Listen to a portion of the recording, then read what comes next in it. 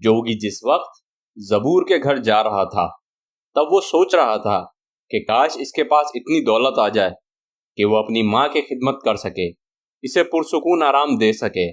इसकी माँ ने सिर्फ इसके लिए, इसकी इज्जत के लिए, इसे भूख और अफलास से बचाने के लिए अपनी इज्जत और जवानी को तबाह और बर्बाद कर दिया था, और उसने इस रास्ते पे चल के सिर्फ इज्जत और रुसवाई उठाई।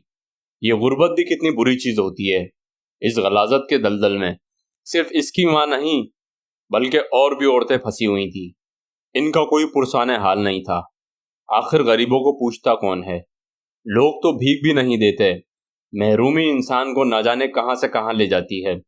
योगी ये सोचता हुआ जा रहा था और अब वो जबूर के घर के सामने खड़ा था। जबूर इसे लेकर एक खटिया पर पहुंच गया जो कुछ कदम पर थी। उस खटिया में जाके इन्होंने अपने थैले उठाए जिसके अंदर फावड़ा और खुरपी थी और कब्रिस्तान की तरफ निकल पड़े। रास्ते में जबूर ने इसे बताया, हम लोग रोजाना सिर्फ एक एक ढांचा निकालेंगे। सिर्फ एक ढांचा? इसने हैरत से पूछा, जबकि ठेकेदार ने तो सारे ढांचे मांगे हैं।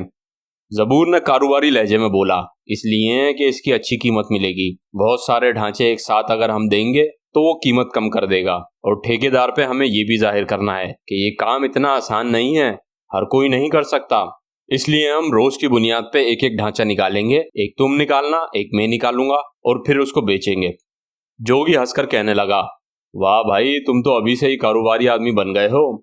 और हाँ, मैं तुम्हें एक बात बताता चलूं, इस कारोबार के बारे में हमें किसी को भी नहीं बताना है। अपने फरिश्तों तक को खबर नहीं लगनी चाहिए।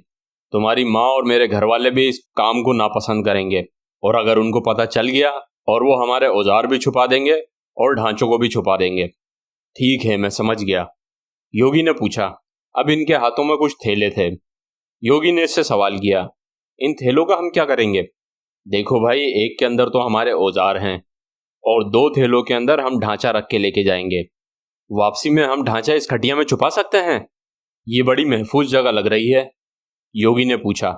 नहीं, इस खटिया में कभी मेरी माँ और कभी मेरी बहनें भी आराम करने आ जाती हैं। कब्रिस्तान के करीब एक गौरकन का कमरा है, वो ठीक रहेगा।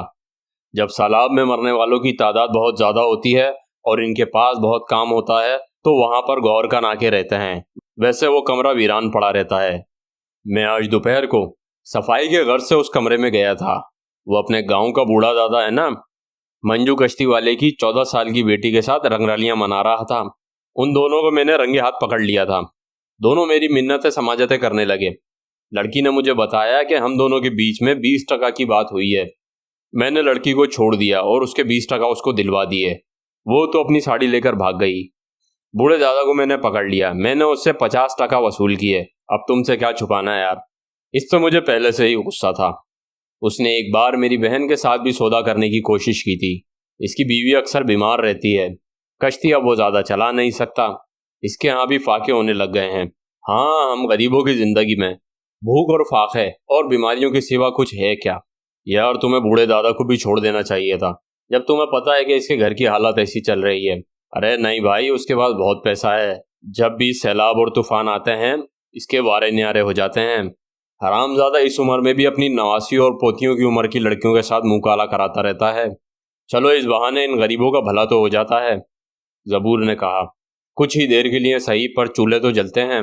अब बूढ़े दादा को मैंने ऐसा सबक सिखाया है कि वो इस कोठी को अब दोबारा अय्याशी का अड्डा नहीं बनाएगा, और मैं ढांचा इसी कोठी में छुपाऊंगा। यार, तुम्हें क्या पता, वो हमारे पीछे से भी तो इस कोठी में आ सकता है। अरे पूरी रात तो ये कोठी सुनसान पड़ी रहती है, इधर कोई नहीं आता। और अगर वो आता भी है तो या तो सुबह में आता है या तो फिर दोपहर में। मेरा काम तो रात को मैं यहाँ छुपाऊंगा और सुबह ही सुबह यहाँ से निकाल के ले जाऊंगा और सीधा ठेकेदार के पास ले जाके इसका सौदा कर दूंगा। जबूर ने योगी से पूछा, अच्छा तुम बताओ, तुम कहाँ छुपाओगे?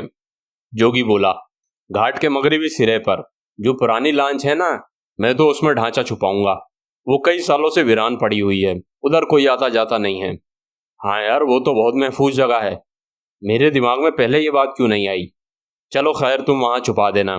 मैं पहले दिन अपना ढांचा बेचकर आऊंगा, क्योंकि एक साथ 2 ढांचे बेचना मुनासिब नहीं। आज तुम ढांचा निकालने के बाद लांच में छुपा देना।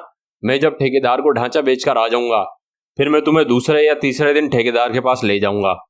वो कासिमपुर में ही मिलता है, उसका घर भी शायद वहीं है। ठीक है जबूर, तुम जो कहोगे मैं वैसा ही करूंगा, मुझे तुम पर पूरा भरोसा है। इस दुनिया में मेरे वाहिद मुखलिस और सच्चे दोस्त तुम ही तो हो, जोगी ने कहा। जबूर चलते चलते योगी को देख के पूछने लगा, कौन सी बात? जोगी बोला, नहीं कोई बात नहीं, अलबत्ता मैं कुछ दिनों से उसको खोया खोया सा देख रहा हूं। कल वो मेरी माँ से अकेले में बात कर रही थी।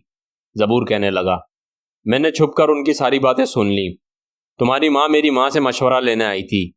तुम्हारी माँ कह रही थी इससे अब्दुल्ला चाचा शादी करना चाहता है। वो इस जिंदगी से बेजार और परेशान आ चुकी है। गल्ला गोदामों में गोदाम साफ करने जाओ तो मुंशी पैसे नहीं देता, बहुत परेशान करता है। वो उसी वक्त उजरत देता है जब इसकी बात मान ली जाए। जब भी जहाँ भी कोई काम करने जाती हूँ वहाँ सब मेरी इज्जत के दुश्मन बन जाते हैं। इनकी बात ना मानो तो पैसे नहीं मिलते। अब जब पैसे नहीं मिलेंगे तो इंसान खाएगा क्या? मैं कब तक ऐसे जलालत वाली जिंदगी गुजारती रहूंगी और इन भेड़ियों का निशाना बनती रहूंगी।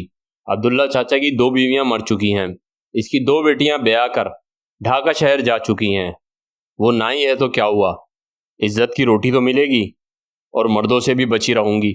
अब्दुल्ला चाचा वैसे भी मेरे बारे में सब कुछ जानता है। सब कुछ जानने के बावजूद भी वो मुझसे शादी करना चाहता है। अब मैं सोच रही हूँ कि अब घर बसा लेना चाहिए। ये जवानी भी कब तक काम आएगी, बस अब कुछ दिनों की ही रह गई है। जोगी जबूर की खामोशी से बातें सुनता रहा। फिर उसने आहिस्ता से पूछा, तो फिर तुम्हारी माँ ने क्या मशवरा दिया? मेरी माँ ने कहा, फौरन शादी कर ले। शादी करने में एक दिन क्या कुछ घंटों की भी मोहलत ना दे, क्योंकि गांव में ऐसी बेवा और खूबसूरत नौजवान लड़कियां बहुत सारी हैं जो चाहती हैं कि वो इस धंधे से निकल जाएं और एक सुकून की जिंदगी गुजारें। जबूर ने उसे बताया, यार मैं खुद भी चाहता हूँ कि मेरी माँ शादी करके एक इज्जत की जिंदगी गुजारे। इन हरामजादे मर्दों ने मेरी माँ को खिलौना बना के रख दिया है। अब्दुल्ला चाचा अच्छा आदमी है, वो मुझे बहुत पसंद करता है। तुम्हारी माँ भी शादी क्यों नहीं कर लेती? योगी ने जबूर से पूछा। मेरी माँ से तेल वाला रहीम शादी करना चाहता है, लेकिन इसकी एक शर्त है कि इसके भांजे से मेरी एक बहन की शादी हो, दूसरी बहन की इसके साले से, जो इसकी पहली बीवी का भाई था। मैंने तो माँ से कह दिया वो खुद भी शादी कर ले और दोनों बहनों की भी शादी कर दे। इन लोगों को पूरा हक है अपनी बेहतर जिंदगी गुजारने का। वो दोनों बातें करते हुए कब्रिस्तान पहुंच गए। चांद की शुरू की तारीखें थीं। पूरे कब्रिस्तान में हल्की हल्की चांद की रोशनी फैली हुई थी और कब्रिस्तान में एक हौलनाक सन्नाटा था। वहशत और वीरानी की हवाएं चल रही थीं। कब्रों के इर्द गिर्द लंबी लंबी घासें उगी हुई थीं। जोगी को एक अनजाना सा खौफ महसूस हो रहा था। इसे ऐसा लग रहा था कि जैसे किसी भी लम्हे ये कब्रें खुलेंगी और इनमें से ढांचे निकल आएंगे। जबूर एक कब्र के पास खड़ा हो गया और फावड़ा और खुरपी निकालने लगा। तुम जाकर कोई और कब्र तलाश करो, ऐसी कब्र तलाश करना जिसमें तुम्हें ढांचा पूरा मिल सके। अब जोगी भी कब्र ढूंढने में मसरूफ हो गया। कुछ ही देर में जोगी को एक कब्र मिल गई। अब वो जबूर के पास गया फावड़ा और खुरपी लेने के लिए। उसने देखा जबूर तो आधी से ज्यादा कब्र खोद चुका है और उसमें से उसने ढांचा भी निकाल लिया है। इसको देखकर जबूर ने पूछा, हाँ क्या हुआ, मिल गई? इसने बोला, हाँ एक कब्र मिल गई है, लाओ तुम मुझे औजार दे दो, जाओ तुम जाके कब्र खोदो, मैं आ रहा हूँ पीछे से। अब योगी ने 15 से 20 मिनट लगाकर कब्र खोद दी। योगी को यह देखकर खुशी हुई कि इंसानी ढांचा सही सलामत अपनी हालत में मौजूद है। अब उसको कोई दूसरी कब्र नहीं खोदनी पड़ेगी। अब योगी कब्र के पास बैठकर ये सोच रहा था। योगी को इंसानी ढांचे की तरफ हाथ बढ़ाते हुए एक खौफ महसूस हुआ। इसकी हिम्मत नहीं पड़ रही थी कब्र में से इंसानी ढांचा निकाले। इतने में जबूर भी इसके पास पहुंच गया था। जबूर ने इसका चेहरा देखकर इसको भांप लिया था। उसने कहा, अगर तुम इसी तरह डरते रहोगे तो काम कैसे चलेगा मेरे भाई? तुम्हारे पास दौलत कहाँ से आएगी? ये सिर्फ एक बेजान हड्डियों का ढांचा है, जल्दी से निकालो और यहाँ से निकलते हैं। ये सुनकर जोगी ने हिम्मत करी और ढांचा निकालकर थैले में डाल लिया और इसका मुंह एक सुतली से बांध दिया। फिर इस कब्र में मट्टी डालकर ये लोग तेजी से बाहर निकलने लगे। कब्रिस्तान से बाहर आकर जबूर ने कहा, मैं अपना थैला और सामान लेके जा रहा हूँ, मैं इस खटिया में छुपा दूंगा। तुम जाओ उस लॉन्च की तरफ जिसका तुम मुझे बता रहे थे। अब तुम मुझसे कल दोपहर के वक्त मिलना, फिर तुम्हें बताऊंगा ठेकेदार ने इस ढांचे का कितना दाम दिया और कहीं इसकी नीयत तो फतूर नहीं हो गई। और ये दोनों मुख्तलिफ सिमत में तेजी से भागने लगे। योगी कंधे पे थैला रखकर तेजी से लॉन्च की तरफ बढ़ रहा था। इस वीराने और सन्नाटे वाली रात में इसके कदम तेजी से बढ़ रहे थे। इसका दिल बहुत तेज धड़क रहा था। मौसम खुशगवार था, फिर भी वो पसीने में शराबोर हो रहा था, क्योंकि इसके जहन में अभी भी यही था कि इसने एक इंसानी ढांचा अपने कंधे पे रखा हुआ है। ये है तो मुर्दा, कहीं इसकी रूह मुझे आकर परेशान और खौफजदा न कर दे। वहशत और दहशत से इसके पांव भारी हो रहे थे। वो जैसे तैसे कर कर घाट पर पहुंच गया। ये एक बोसीदा सी बंदरगाह थी। टूटी फूटी कश्तियां पड़ी हुई थीं। ये कुछ कदम चलकर उसी लांच में पहुंच गया। वो भी पूरी आसूदा थी। पूरी लांच में जंग लगा हुआ था। अंदर गया तो टूटी फूटी एक खाने की टेबल पड़ी हुई थी। उसके इर्द गिर्द कुछ कुर्सियां थीं। जोगी हल्के हल्के कदम से टेबल की तरफ बढ़ा। टेबल के ऊपर उसने थैला रखा और अपनी कमीज के दामन से अपने माथे का पसीना पोंछने लगा। आहिस्ता आहिस्ता वो अपनी सांसों पर काबू पाने लगा। लॉन्च के अंदर एक छोटा सा कमरा था। वहां से इसको एक हौलनाक अंधेरा देख रहा था। जोगी ने हिम्मत करके इसी कमरे में थैला छुपाने की ठानी। जब वो मेज पे से थैला उठाने लगा तो इसने देखा कि थैले का मुंह खुला हुआ है। इसने जो सुतरी थैले के मुंह पे बांधी थी वो अब खुल चुकी है और ढांचे का एक हाथ बाहर आ चुका है। इसने हिम्मत करके ढांचे का हाथ पकड़ा और थैले के अंदर डाल दिया। इसे यूं महसूस हुआ कि जैसे इसका हाथ ढांचे की खोपड़ी पर टकरा गया है। इसकी उंगलियों ने इंसानी खाल और बाल महसूस किए। ये महसूस करते ही इसका जिस्म जैसे सुन पड़ने लगा। इसने जल्दी से हाथ बाहर निकाल लिया। चंद सांसें लेकर इसने थैले का मुंह खोला और उसमें झांकने की कोशिश करी। जैसे ही इस थैले में इसने देखा, खौफ और हैरत से इसकी आंखें फटी की फटी रह गईं। इसकी रगों में जैसे खून दौड़ने लगा और इसके हाथ पांव लरजने लगे। इसकी नज़रों के सामने एक जीता जागता इंसानी सर था जिसकी दोनों आंखें चमक रही थीं। सर मुंडा हुआ था। इसने डर और खौफ से अपनी आंखें बंद कर लीं। पहले तो सोचा इसने शायद ये मेरा वहम है। फिर कुछ ही लम्हों बाद इसने ये सोचकर कि अगर ये सच भी है तो मुझे इसका सामना करना पड़ेगा, और आंखें खोल ली और ये खोपड़ी की तरफ देखकर उससे कहने लगा, तुम कौन हो? जोगी ने हकलाती हुई आवाज से कहा। वो इंसानी खोपड़ी इसको देख के हंसने लगी।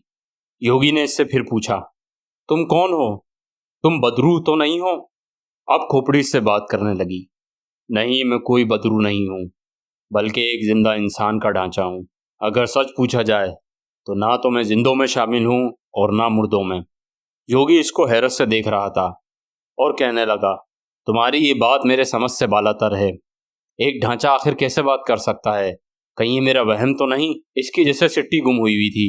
ये तुम कैसे बात कर रहे हो? ढांचे तो बात नहीं करते। तुम जिंदा कैसे हो? इसने अपने खुश होंठों पे जबान फेरते हुए कहा। ये सब मेरी कुव्वत इरादी और इंतकाम के अंधे जुनून के जज्बे की मजबूती है, खोपड़ी ने कहा, जिसने मरने के बाद भी मुझे जिंदा रखा हुआ है। क्या तुम इस दुनिया में फिर से आना चाहते हो? योगी ने इससे खौफजदा होकर पूछा। हाँ, मैं इस दुनिया में आना चाहता हूँ। लेकिन तुम कैसे आ सकते हो? तुम तो मर चुके हो, एक ढांचे हो। एक शख्स मरने के बाद दोबारा तो जिंदा नहीं होता। तुम कयामत तक ढांचे ही रहोगे। मैं जानता हूं कि मैं हमेशा रूह ही रहूंगा, ढांचे ने कहा। तुम मुझसे क्या चाहते हो? योगी ने इसे खौफजदा नजरों से देखते हुए पूछा। मैं तुमसे बहुत कुछ चाहता हूं। तुम मेरे लिए बहुत कुछ कर सकते हो, ढांचे ने कहा। नहीं नहीं, तुम मुझे माफ करो, योगी लरसती हुई आवाज में कहने लगा। तुम्हें मुझसे खौफजदा होने की कोई जरूरत नहीं, ढांचे ने इसे जैसे दिलासा दिया।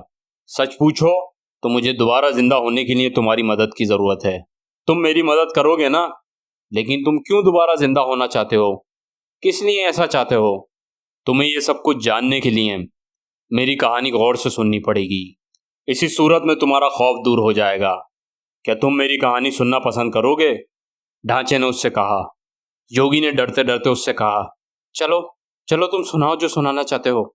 दोस्तों, अगर आपको ये एपिसोड पसंद आया है तो वीडियो को लाइक करें और चैनल को सब्सक्राइब करें। शुक्रिया।